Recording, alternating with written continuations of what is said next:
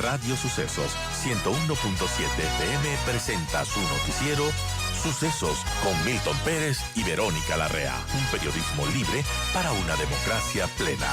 Los hechos y las opiniones de los sucesos que marcan nuestro tiempo.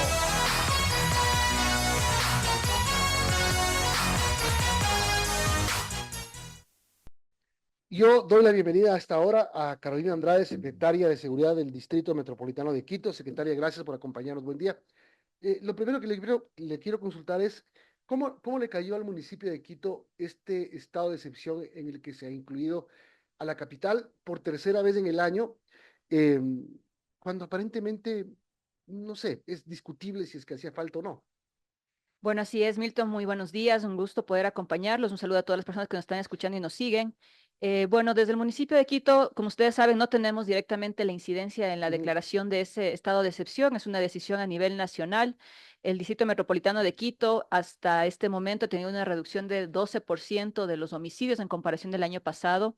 Sin embargo, creo que responde, o al menos eso es lo que haría ver, sobre todo los argumentos de hecho que se presentan en el decreto, que responde a los homicidios que tuvimos relacionados al SNAI en diferentes puntos de la ciudad. Son uno de los elementos que se resalta. Lamentablemente, al ser capital del país, albergamos las sedes de las principales funciones del Estado, y digo lamentablemente porque eso también en el contexto actual implica, ¿no es cierto?, que incrementan los riesgos o los posibles hechos de violencia que puedan darse en estas infraestructuras y también relacionados a estos funcionarios que trabajan en estas instituciones.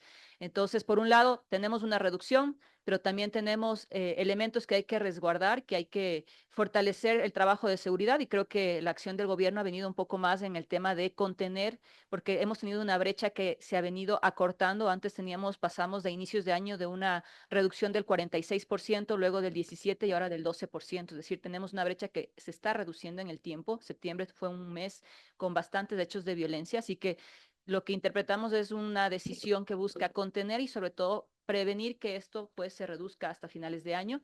Y creo que al mismo tiempo, lamentablemente con las declaraciones de estado de excepción en otras provincias, pues la capital también ha quedado un poco, digamos, con menos atención por parte de Policía, Fuerzas Armadas, y que esperamos que pues ahora la presencia sea mucho más fuerte, mucho más contingente, y que se enfoquen en casos que busquen las estructuras criminales. Es decir, que no busquemos simplemente detenciones en flagrancia, sino que realmente estén enfocados en estructuras criminales que permitan dar golpes importantes, y que eso pues permita tener una acción mucho más en el tiempo.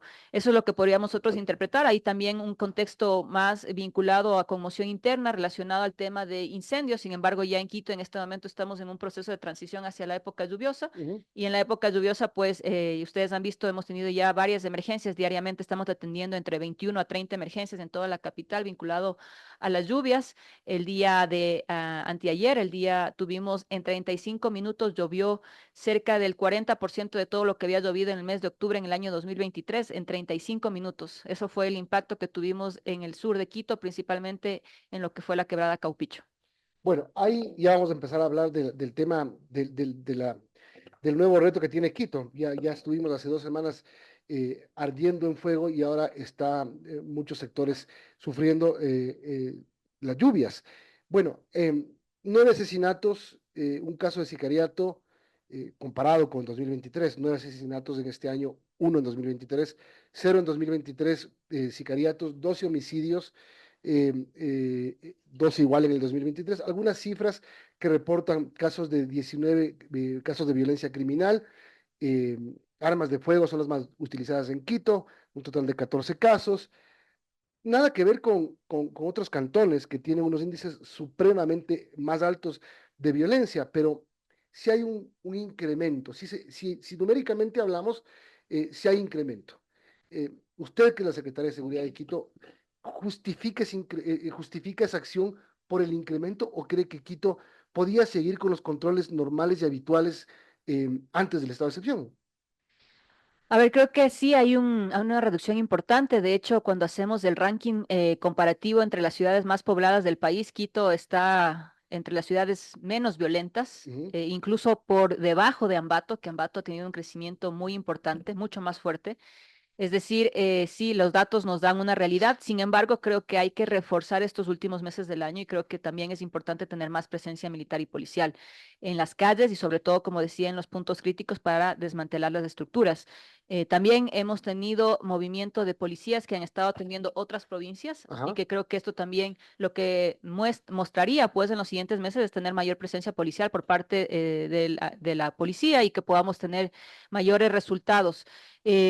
Nosotros lo vemos desde un tema más de contención y de prevención. Ahora sí tiene un impacto en la imagen de la ciudad, porque ustedes han visto la información que circula, habla de la excepcionalidad de Quito y eso nos ha venido golpeando desde inicios de este año con la declaración de conflicto armado interno también. Es decir, el impacto en el turismo y en las actividades económicas de la ciudad, Sumado a los cortes de luz. sumado a los otros elementos, pero a pesar de eso, Quito ha sido la ciudad donde se inició, por ejemplo, los eventos culturales artísticos masivos antes que el resto del país. Ujú. Tuvimos a inicio de este año el concierto de Luis Miguel, es decir, toda una serie de eventos y agenda cultural que se ha venido desarrollando, donde no hemos tenido ningún tipo de incidentes, donde hemos coordinado muy estrechamente con entidades nacionales, principalmente Policía y Fuerzas Armadas, para que no tengamos ningún tipo de novedades. Van a seguir coordinando. Han hablado, usted habló ayer con alguien del gobierno, de la policía, de las Fuerzas Armadas para, vamos un plan de acción, veamos qué hacer, cómo les colaboramos o cómo quieren que les colaboremos. Permanentemente los operativos de control hacemos una coordinación diaria en todo momento, ¿no? Ya en los temas más específicos, todos los lunes, todos los martes se hacen las coordinaciones operativas para cada una de las administraciones zonales. Ahí está el delegado de la policía del distrito de esa administración zonal con los delegados municipales y el resto de entidades de control. Se planifican los operativos semanalmente. Ajá. Y a nivel ya de todo el DMQ con el general Tapia, que en este momento se encuentra a cargo de la policía de MQ, pues la coordinación es permanente también con él y con sus jefes operativos para no solamente los eventos culturales artísticos masivos, ayer tuvimos el concierto de Juanes con una gran presencia, sin ningún tipo de novedad, los eventos deportivos, es decir, mantener esa coordinación con la policía. Hemos conversado con la Intendencia también, con la Intendencia de Pichincha, con quien también articulamos de manera constante todas las acciones para las autorizaciones de los eventos y también los controles que se hacen a estos eventos. Así que eso está con total normalidad. No ha habido ningún evento que ha sido cancelado. Los eventos siguen ejecutándose de acuerdo a lo planificado, siguiendo el proceso correspondiente para garantizar la seguridad de todos los asistentes. Y ahí en esos espacios, pues la coordinación es constante entre policía, Fuerzas Armadas, entidades nacionales, EQ 911, municipio, agencia de control, con un solo objetivo, que es que los asistentes a estos espacios, a estos eventos, los habitantes, los visitantes de la ciudad, pues no tengan ningún tipo de novedad. Son las 8:58. Estamos conversando con la secretaria de Seguridad del DMQ, Carolina Andrade. Inundaciones.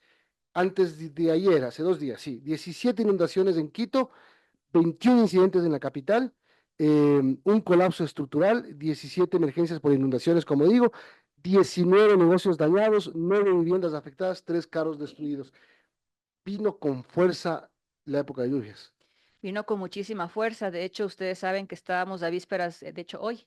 Formalmente es el famoso cordonazo de San Francisco. Sin embargo, creemos que eso se adelantó ya unos días y estamos viendo cuánto más es este inicio de época lluviosa. Para eso, durante todo el año, el municipio tiene dos componentes importantes. Dentro de un gran plan de eventos climáticos, el componente de época seca, donde principalmente está liderado por el Cuerpo de Bomberos de Quito, pero también con una articulación municipal, y el componente de época lluviosa, donde principalmente sobresalen las acciones de la empresa de agua potable, ¿no? Ujú. Con todos los temas de mantenimiento, de mitigación y también las atenciones de emergencia.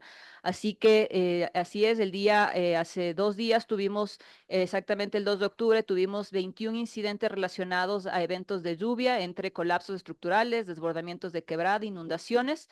Ahí, específicamente en la quebrada de Caupicho, donde se desarrolló el lamentable suceso, esta emergencia que tuvimos, tenemos un sistema de alerta temprana Ujú. que coordinamos con la Que comunidad. permitió evacuar la escuela. Permitió evacuar 270 Ajá. personas de manera preventiva y todos los habitantes de la zona pues ya estaban alertados. Tenemos cámaras ahí que están monitoreando el aumento del flujo del caudal de la quebrada. Esta quebrada ha sido durante el resto del año, principalmente de mayo, agosto, trabajamos mucho con la comunidad en la limpieza de la quebrada, ingresa maquinaria de la municipalidad y generamos también simulacros. El día de mañana vamos a hacer el simulacro en La Gasca y también con la comuna de Santa Clara de San Millán, también un simulacro preventivo para estar ¿Están preparados. limpias las quebradas? Las quebradas se están limpiando permanentemente, sin embargo, también tenemos 61 puntos priorizados de limpieza y de mantenimiento, pero sabemos que también necesitamos fortalecer más la corresponsabilidad Claro, ciudadana. exactamente, eso iba a decir, porque en Caupicho las imágenes se veían después